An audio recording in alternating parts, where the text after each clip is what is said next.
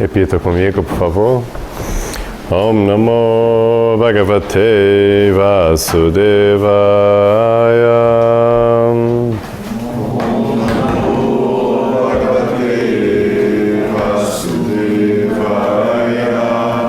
Om Namo Bhagavate Vasudevaya.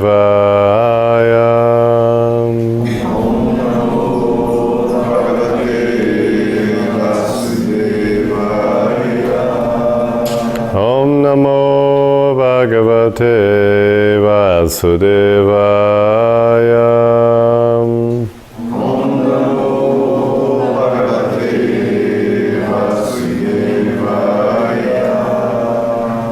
Srila Prabhupada ki jai. Namo Vishnu Padashna Buddha Simati Hridananda Dasgasvati Namne.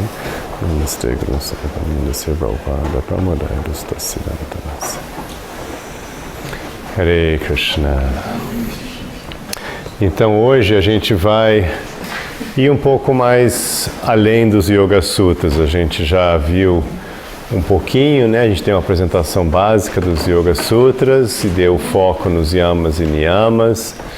Agora a gente vai um pouquinho além para vocês terem uma compreensão do conhecimento básico, que é chamado Jnana em sânscrito. O Jnana, o conhecimento básico que tem no caminho geral do yoga, e os detalhes, a informação que leva a Bhakti, que significa devoção, os dois estágios mais elevados do yoga, Jnana e Bhakti, os componentes internos do yoga, como se fosse a parte de autorrealização diretamente. Então aqui a gente não vai estar abordando aqueles temas mais corriqueiros, assim, de como lidar com a mente, etc., do tempo, mindfulness. Agora a gente vai um pouco mais fundo, para a gente ter o conhecimento do que está por trás de tudo isso, a visão do yoga da vida além da matéria, da transcendência. Ok? Então a gente vai ter umas informações básicas assim, para entender. Bom, primeiro, Jnana tem um papel importante no yoga. Jnana significa a gente falou de Swadhyaya, né? Como um dos itens, né? Estava lá nos niyamas, Swadhyaya, o estudo, a importância do estudo. Por que isso é importante, esse conhecimento? A gente falou um pouco disso ontem, mas a gente vai falar um pouco mais aqui de uma outra visão. Todos nós temos uma coisa chamada mapa mental. Então você tem a visão que você está tendo do mundo, qualquer instante, você está andando com isso sempre, você não consegue desligar isso nunca. Você está toda hora interpretando a vida, andando pela vida, literalmente andando pela vida, no dia a dia, recebendo tudo à sua volta dentro de um mapa mental seu, ou seja, você não está simplesmente percebendo a realidade de forma objetiva e pura, senão que você está vendo a realidade como você é e não como ela é, ok? E você está vendo esse filtro, essa realidade está sendo filtrada através do seu mapa mental. Então o mapa mental é que te posiciona diante da realidade. Você não está a cada instante reinterpretando a realidade. Você está assim, não, é assim, e aí você vai trabalhando dentro do que você achou que era a realidade. E esse mapa mental, ele tem várias dimensões. Então você tem, por exemplo, uma dimensão de relacionamentos. Então você se vê, você sempre tem lá guardado, ciente, o seu histórico de relacionamentos. Ah, tá, eu tive aquele, tô casado, separando, não sei o quê. Ah, não consigo achar ninguém, tô sozinho há muito tempo. Não é? Você tem uma história lá. Aí você tem um mapa mental de carreira. Ah, sim, eu estava nisso, tentei aquilo, não deu certo, agora fui para isso, está dando certo, estou fazendo isso aqui agora e tal. Então você tem uma ideia, assim, eu sou essa coisa. Eu sou acadêmico, empresário. Então você tem um mapa mental. Financeiros, nível de grana e tal, eu estava assim, fiquei assim, agora foi assim. Você tem isso, então você tem várias camadas desse mapa mental, vários níveis, né? Várias dimensões. E o que o yoga quer fazer, a primeira coisa, assim, especialmente quando você vê na linguagem da Bhagavad Gita, que você pega Arjuna, que é diferente dos Yoga Sutras. Nos Yoga Sutras, você viu que era um texto virado para quem já era do yoga, a gente explicou, por isso que é um sutra, né? Então, você não tem uma conversa nos Yoga Sutras, não é tipo alguém chegando perdidaço. Ó, Patanjali, e aí? Tô perdidaço aqui, me ajuda. Não é esse o tema, assim, a narrativa dos Yoga Sutras. Já na Bhagavad Gita Arjuna chega lá, tô perdidaço, Krishna, tô super confuso, não sei o que está acontecendo, crise de pânico, entendeu? Mais assim do que a gente está vivendo. Então aí tem uma conversa entre a pessoa que está num estado de confusão, de desespero, de não saber para onde correr, que era o caso de Arjuna, e aí Krishna lá, não, tudo bem, então deixa eu te mostrar como é que funciona isso. E a primeira coisa que Krishna quer fazer é passar para Arjuna conhecimento, jnana. Mas nos Yoga Sutras a gente tem a transmissão do conhecimento, mesmo assim para o pessoal top, mas ainda tem, ó, deixa eu te arrumar aqui, deixa eu te ajudar a você entender melhor o que você já sabe um pouquinho do yoga, mas eu vou te ajudar a te dar insights novos, uma visão nova do que está acontecendo. Okay? Mas nesse caso, especialmente no caso da Bhagavad Gita, o que está acontecendo é uma pessoa que não tem nenhum conhecimento, que é o nosso caso, que é o caso geral das pessoas, não tem nenhum conhecimento transcendental. Nós estamos muito mais para Arjuna do que para a turma, né, dos Yoga Sutras, assim, o público já de yogis morando na floresta. Então, nessa introdução, a ideia é acrescentar uma nova dimensão do seu mapa mental, que é a dimensão espiritual. Ou seja, agora, deixa eu te dar um conhecimento com o qual você vai, então, ter uma visão diferente da realidade. Então, você está interpretando toda a vida lá, todo o tempo, agora eu vou te dar um upgrade que vai te dar uma visão diferente da realidade.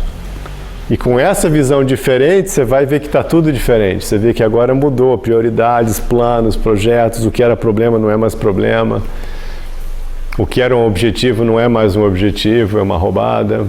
O que você nem sabia que era um objetivo, agora é um objetivo. Muda tudo. Então, essa mudança do mapa mental. Então, a importância desse tipo de trabalho aqui é que você dá esse passo para uma mudança do mapa mental. Ok? E aí, com isso, você transforma toda a sua vida. Bom, então vamos lá. A primeira informação que a gente recebe assim no yoga é a questão de Atma.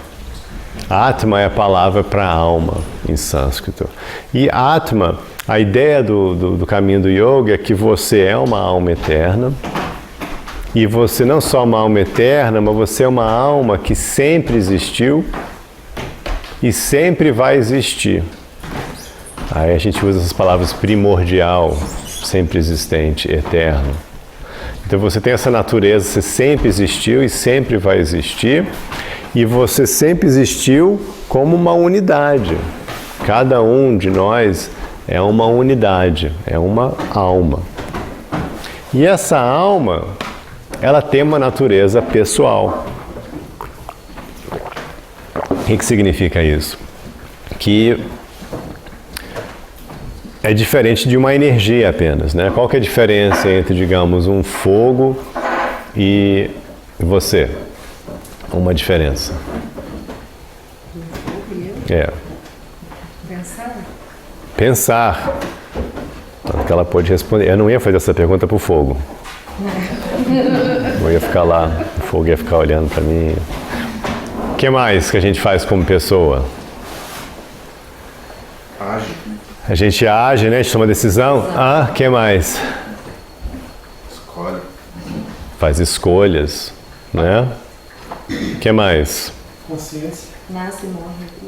Tem consciência para fazer o quê? O que mais vocês fazem? Como pessoas. Ninguém sente, não? Sente, né? Emoções. Amor. Certo?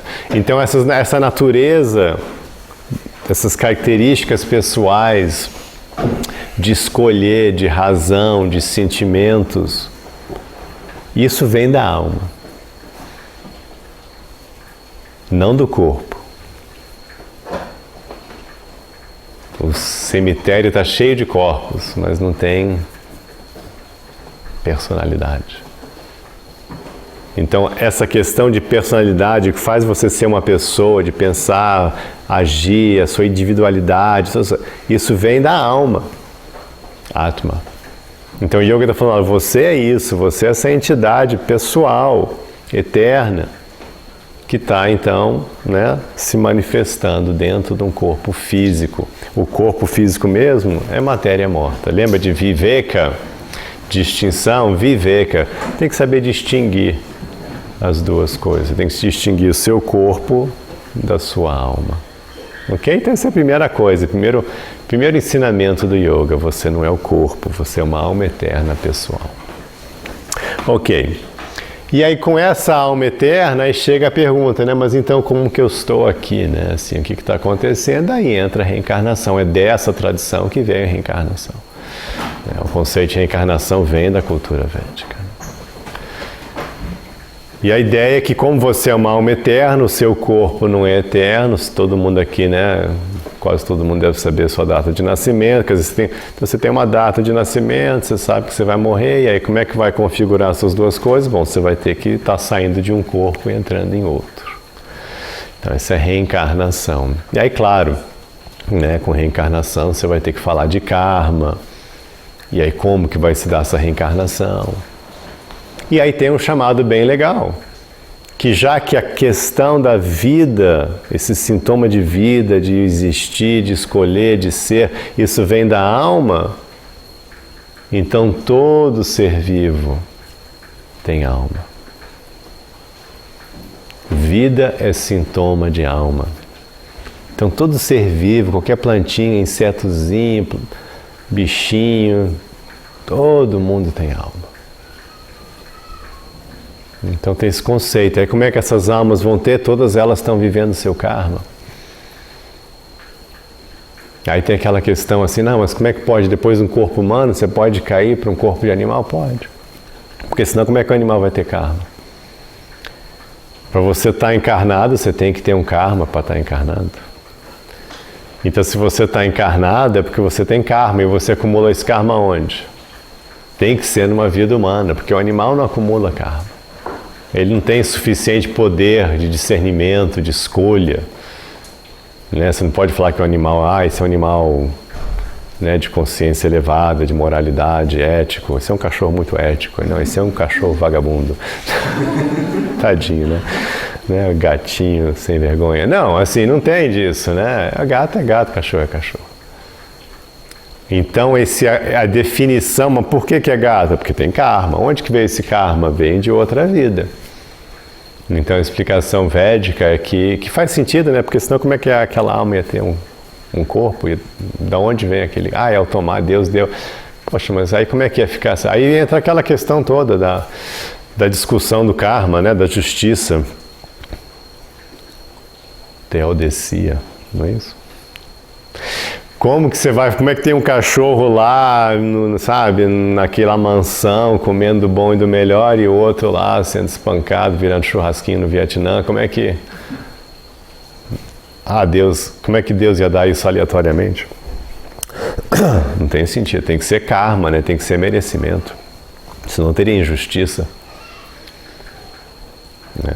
Como é que um é um gatinho, o outro é um leão? Quer dizer, como é que funciona isso? É karma acumulado. E para acumular o karma tem que ter uma vida humana. Então, a explicação original, né, o Espiritismo vem dessa tradição, tem um sincretismo, né, do cristianismo com o encontro dessa tradição na Europa do século XIX. Aí pegaram pela metade a história e não fizeram um raciocínio completo. Para você ter o animal com alma, que senão seria o quê? Se o animal não tem alma, aí ninguém tem alma. Todo mundo que já teve um cachorro aqui, se o cachorro não tem alma, ninguém tem alma, né? Concorda? Gato e tal.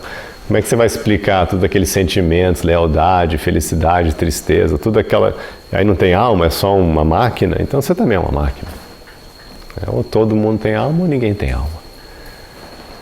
Então se tem alma e está num corpo, tem karma. Se tem karma, veio da onde o karma? Veio de uma vida humana. Então, na versão védica original da reencarnação e do karma, você vai a chamado samsara, roda de nascimentos e mortes.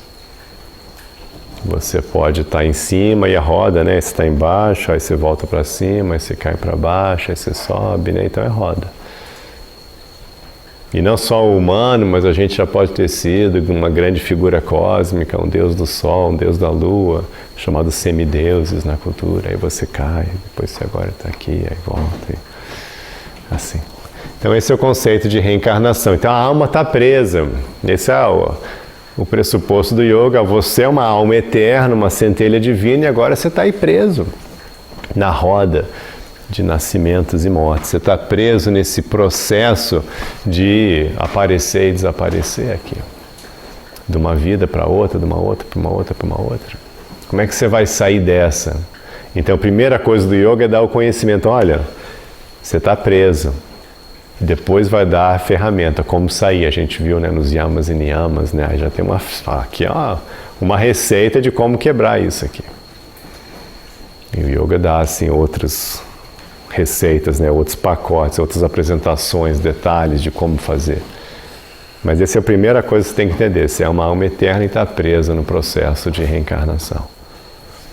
Bom, preso como? Então vamos entender um pouquinho uma visão assim de como é vista a realidade. E assim, para simplificar, a gente pode falar que o yoga fala que tem 3 níveis de realidade. E usa-se muito esses exemplos, são bem legais assim. Então toda noite você dorme, né? Quer dizer, quase toda noite, imagina. Enfim, normalmente a gente dorme à noite e quando a gente dorme a gente sonha. E quando você sonha, você entra numa outra realidade, certo? Então você toda noite, né, entra numa outra realidade. Numa realidade que tem pessoas, tem formas, tem atividades, tem emoções, não é? Tem todas essas coisas. Só que a água dos sonhos não é feito de H2O. É feito de uma outra substância. Mas está lá, então você tem um mundo inteiro feito de uma outra substância, uma outra realidade que você vive toda noite. E aí você acorda para essa realidade.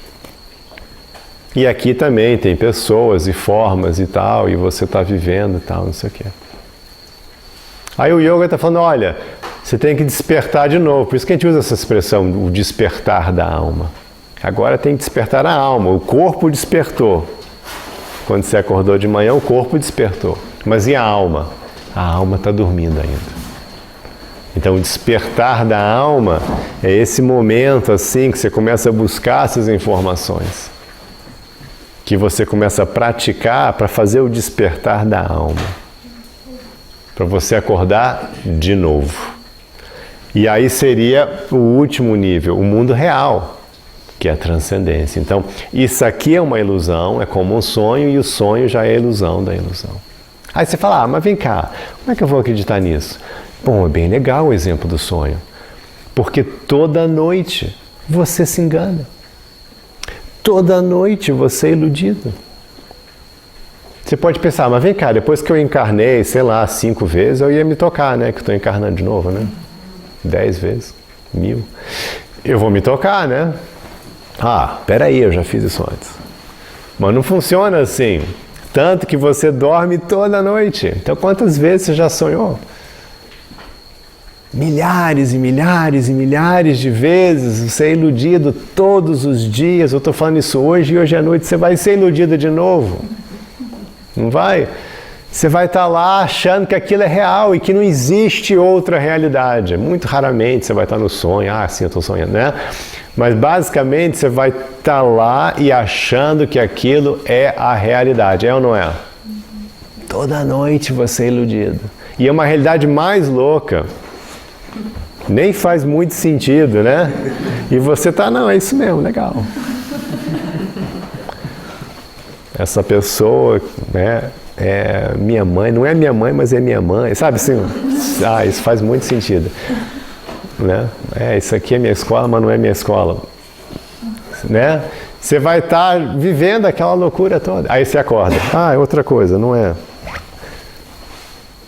Então, aqui também, você está de novo aqui, eu sou, não, agora acordei, agora eu sou isso, eu sou brasileiro, não sei o que. Não, você está dormindo também.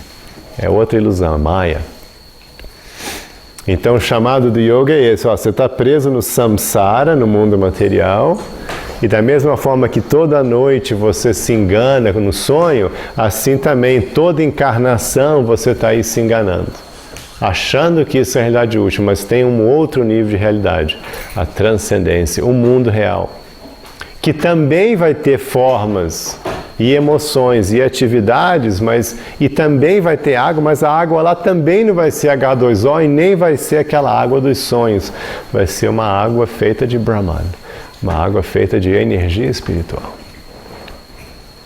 Entendeu? Então, um reflexo. Krishna usa essa expressão assim, um reflexo.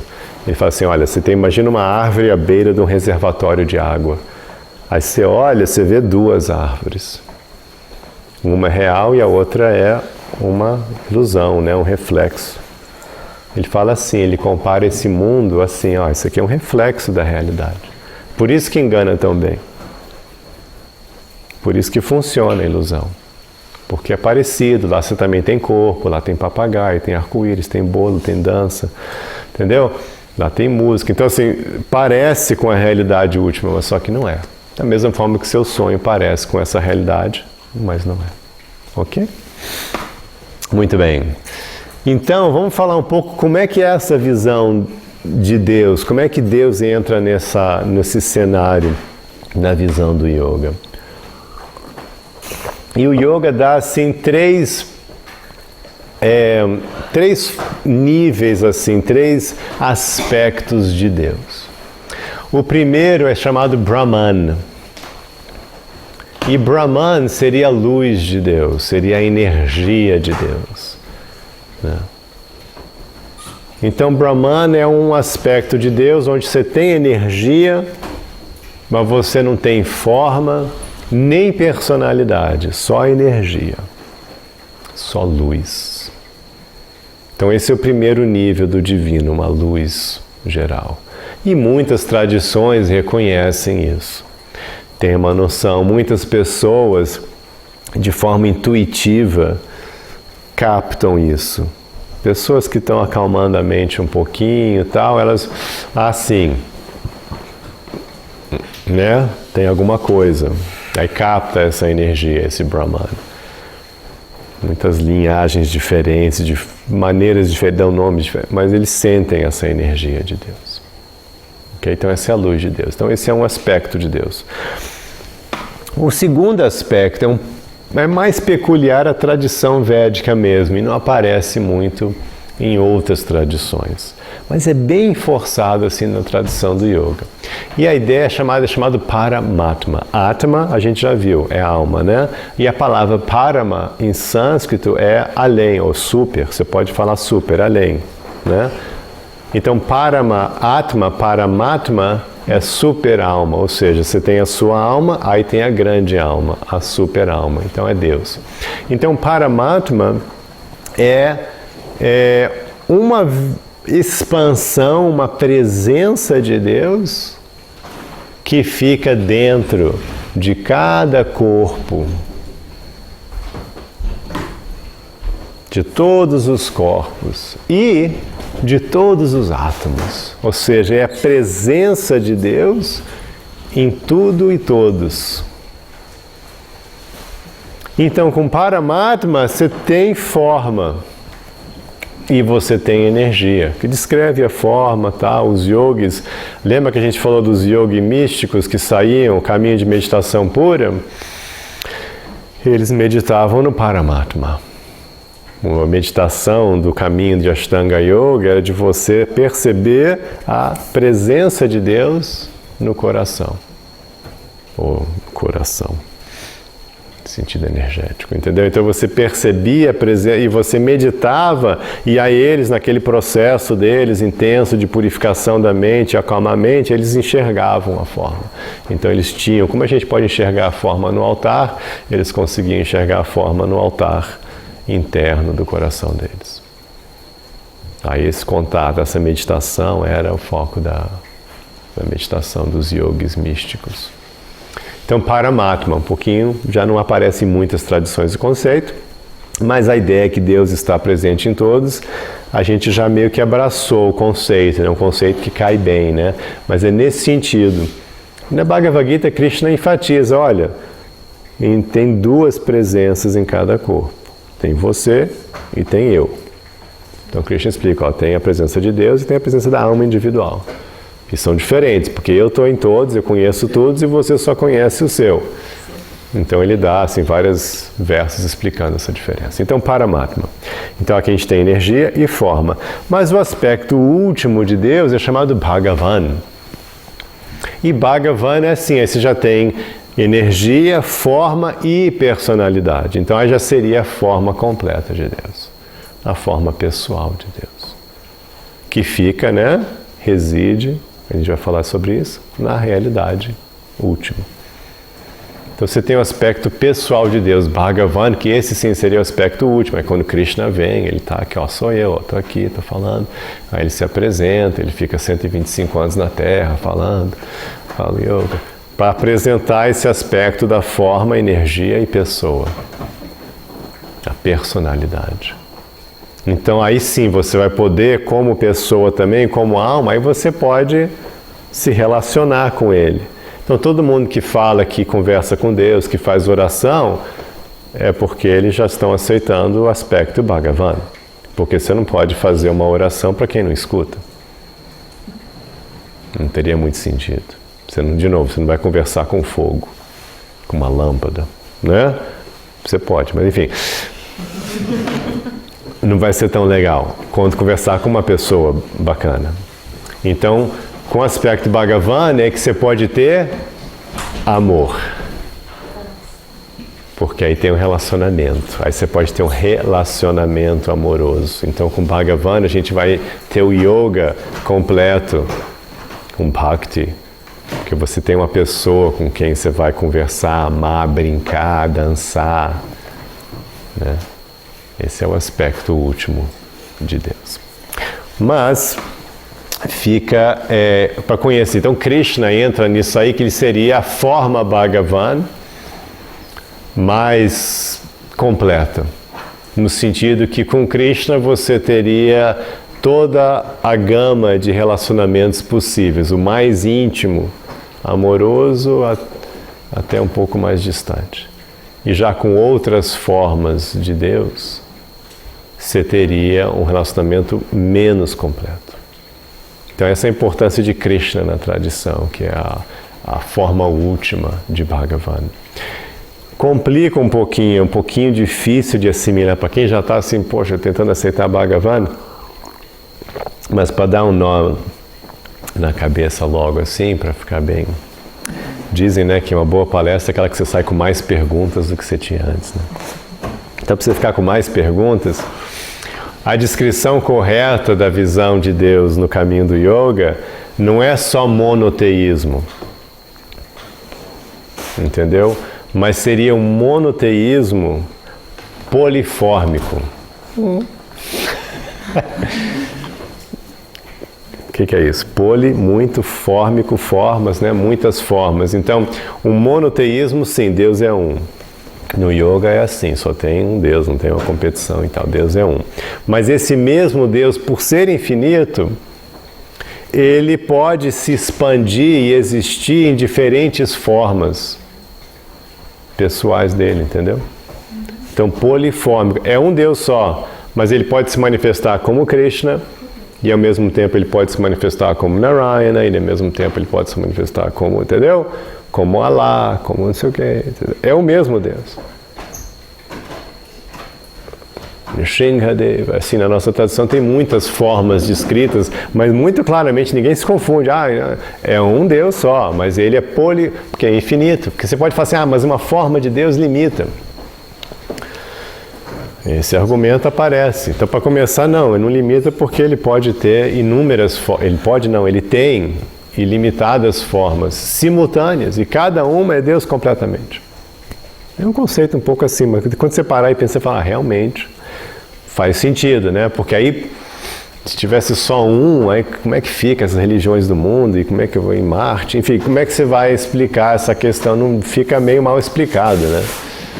Mas com o conceito de monoteísmo polifórmico, você pode ter essa expansão, essa variedade infinita da transcendência, ao mesmo tempo que você tem o conceito filosófico necessário do monoteísmo, de um Deus só. Então tem esse conceito para vocês. Então, entre as inúmeras formas pessoais de Deus, Krishna é considerada a forma que permite maior grau de intimidade, por isso é considerada a mais importante. Ok, então falando nisso, morada de Deus. Então cada Bhagavan, quando a gente fala morada de Deus, o reino de Deus, esse conceito certamente tem no yoga. Mas então como é que seria essa morada? Bom, aí que tá, também de novo, se tivesse só uma morada, imagina você ficar, pô, mas todo mundo vai caber lá, enfim. Mas, né, ia ficar meio sem graça, né, quer dizer, como que... Não, então também cada forma de Deus tem a sua morada. Então tem a morada de Krishna, Vrindavan, que é o foco dos devotos de Krishna, é uma morada bucólica, assim, de natureza, de simplicidade, de natureza, de intimidade, sabe? Não é coisa de palácios e honra e grandeza, é uma coisa de intimidade, simplicidade e beleza. Essa é a onda, essa é a pegada de Krishna e Vrindavan. Mas aí tem outros, né? Tem outras formas de Deus, que aí seria mais grandioso, Narayana, ou mesmo Krishna em Dwaraka, já fica mais... Aí tem palácio, tem tronos, não sei o quê. Então você pode sentir, por exemplo, o humor de outras religiões, assim, grande senhor, grande mestre, né? Aí tá, então nesse teria um ambiente para esse tipo de devoção, desse tipo de devoto, de devota se expressar.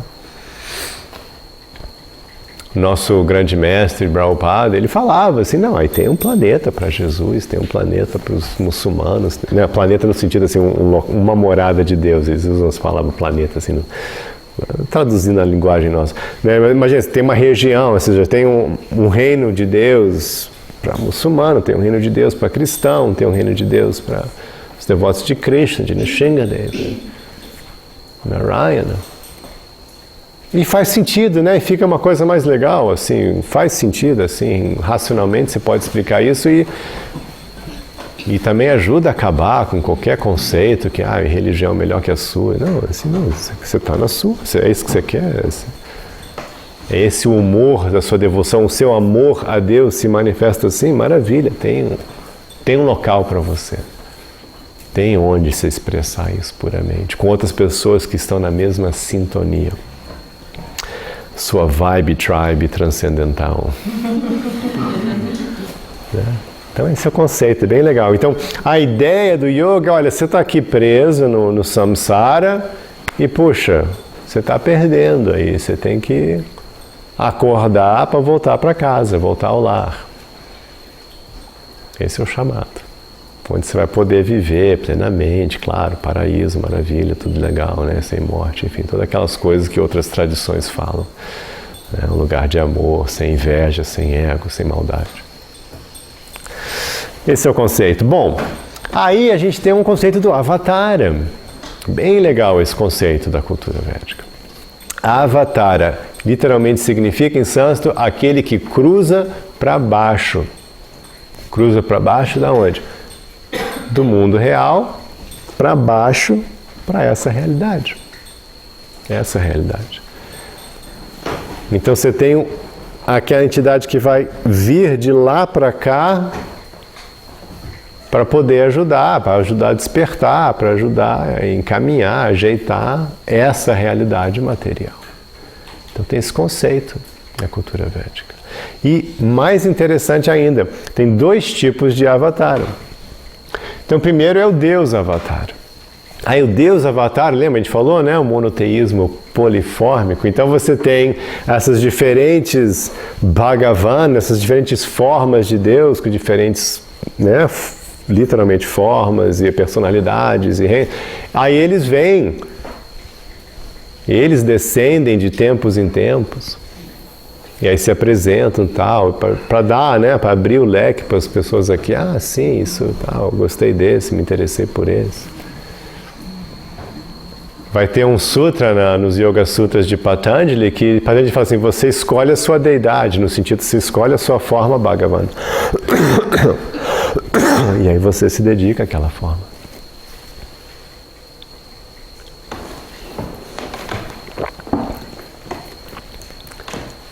Então, Deus Avatar, ou seja, o próprio Senhor descendendo, normalmente uma coisa bem dramática, as vindas de Deus são muito dramáticas. São situações assim de desespero universal. E situações como, né, o último famoso assim é a vinda de Krishna. Aqui tem toda uma história, quem quiser estudar Bhagavad Gita vai ver. Tem toda uma onda, o que estava acontecendo, o universo estava assim, ameaçado, não o planeta Terra só, mas todo o universo, uma situação bem caótica, universal. Então ele vem para dar um ajuste de um plano só básico, assim, universal. A Terra estava numa situação perigosa, ele vem para ajudar o planeta Terra. E aí espiritualmente ele fala, Yoga Nashta Parantapa, perdeu-se o caminho do Yoga, então eu vim aqui reapresentar novamente. Então, quando Deus vem, ele vem com uma grande comitiva, ele vem com muitos outros avatares, ele não vem sozinho. Ele vem com outras formas Bhagavan, ele vem com associados. É uma grande comitiva que vem, um grande evento. E normalmente para isso, para dar um restart total do zero, olha, não tinha mais esse conhecimento. As pessoas não iam saber nada de Deus, de reencarnar, sabe? Então, vou ter que ir trazendo aqui do zero de novo. Essa é a história de Krishna, vem com essa linguagem assim, Krishna falando, estou aqui retrazendo. E de novo, é interessante, a gente tem falado sobre isso, né, que você vê que Krishna realmente é a tradição monoteísta mais antiga da Terra. Então faz sentido, encaixa bem assim a proposta da cultura com a realidade, enfim, arqueológica, histórica que a gente tem hoje. Então Deus Avatar, então ele vem e traz né, uma coisa bem importante, assim, dá um restart no conhecimento espiritual que tinha se perdido.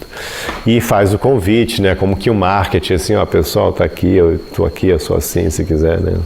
Faz um roadshow também, assim, para convidar as almas, né, virarem a sua atenção para Deus de novo.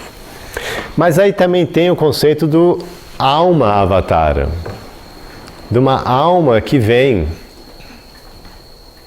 uma alma que descende. Esse conceito é bem legal. Uma alma que descende. E aqui no Ocidente, na nossa tradição, os que a gente mais conhece seria Buda e Jesus. E aí é diferente do Deus Avatara, que o alma avatara, ele vem sozinho. Então ele vem sozinho.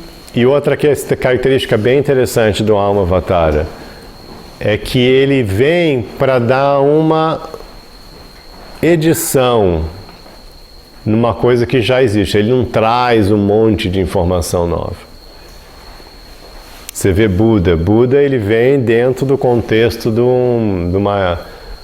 da Índia, né, Sudeste Asiático, já com yoga. Então ele pega todo aquele conhecimento e tal, e ele faz, não, quer saber? Vamos trabalhar só mindfulness e Dharma. Esquece o resto. Não vamos falar de mais nada, não. Vamos só trabalhar isso, que vai ser legal. Aí é muito legal. Então foco, né, mente no aqui e agora, ação correta, pronto. Pensamento correto, ação correta, mente no aqui e agora. Deu. Não vou falar de mais nada. Então ele vem com uma missão, é chamada assim tecnicamente Shakti Avesha Avatar. Shakti, poder, Avesha, parte, Avatar, aquele que cruza para baixo. Então ele cruza para baixo com uma parte do poder de Deus. Para realizar uma missão importante. Para dar um realinhamento na sociedade humana, assim, histórico. Então Buda vem, ele traz né, esse efeito maravilhoso. E Jesus na nossa tradição. Então ele vem trazendo um monte de coisa nova? Não. Ele vem dentro de um contexto da cultura judaica e ele morre sendo conhecido como um judeu, como um rabi. Quer dizer, ele Não foi falando, esquece aquele negócio daí, já era, que eu vou começar o negócio. Não, está lá só dando uma... Não, aquilo ali não, isso aqui sim, vamos, aqui mais compaixão, mais misericórdia, não, menos ritual, né? Então ele dá o ajuste, faz uma edição, dá uma editada numa coisa que já existe, não traz nada novo, mas aí ele tem poder. E esse poder, né, foca aquela coisa, prende a atenção, né, direciona a sociedade humana.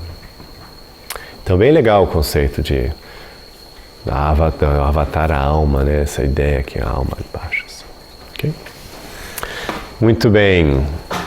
E agora o conceito de moksha. Então a ideia do yoga é que você está preso no universo, né? A gente falou preso no samsara, subindo e descendo.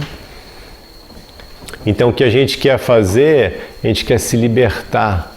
Então a palavra moksha é isso, essa libertação, você se livrar da existência material. Moksha, você sair do universo, porque a alma ela fica presa, né? Ela sai de um corpo, fica preso num corpo sutil, entra em outro corpo, aí fica lá e sai do corpo sutil, entra num corpo grosseiro e ela fica presa. Então você vai ver esse conceito, né? Nos Yoga Sutras a palavra é Kaivalya, a gente viu nessa coisa assim de essa libertação, esse se livrar desse envolvimento com a matéria. Lembra? Viveka, eu quero distinguir matéria da minha existência. Aquele sutra lindo do final, né, dos Yoga Sutras. O yogi, né, situado na sua natureza, na consciência espiritual pura, na sua natureza real, já entendeu que não tem nenhum valor na matéria. Ele não precisa de nada da matéria, porque ele é alma, é espiritual. Que nem você não precisa de nada do mundo dos sonhos, você também não precisa de nada aqui da matéria. Então isso é moksha. Mas além de moksha, tem esse objetivo de prema, tem essa palavra bem especial na tradição, prema. E prema significa esse amor, amor a Deus. Então no fundo o objetivo último do yoga é amor. Amor é a expressão última da alma. A perfeição da alma é o amor. E esse amor de você estar só direcionando samadhi, a sua consciência voltada ao amado, entendeu? Esse foco. E aí que entra esse conceito de Bhagavan, da pessoa de Deus, que seria a pessoa infinitamente amável. Então essa combinação de uma entidade, você, eu, que tem a capacidade de amar infinitamente, amando infinitamente um ser infinitamente amável. Esse é o paraíso, essa é a perfeição. E não só isso, mas acompanhado, né, rodeado de outras almas também com essa capacidade de amar infinitamente. Então, relacionamento de almas puras amando infinitamente. Então, aí você começa a ver que pinta um quadro bem atraente, né? Então, assim, de certa forma, o objetivo da espiritualidade é você aprender a amar. Que enquanto a gente está egoísta, enquanto você está preso a conceitos mundanos, você não consegue amar. E nem você não consegue ser muito amável, né? Quanto mais egóico, quanto mais mundano você é, menos amável você é. Eu sou. Porque a matéria, ela não tem amor, ela é morta. Tem escassez, ela começa e acaba. Então isso vai de contra ao amor, que é um fluir de fora para dentro, é um vetor que sai.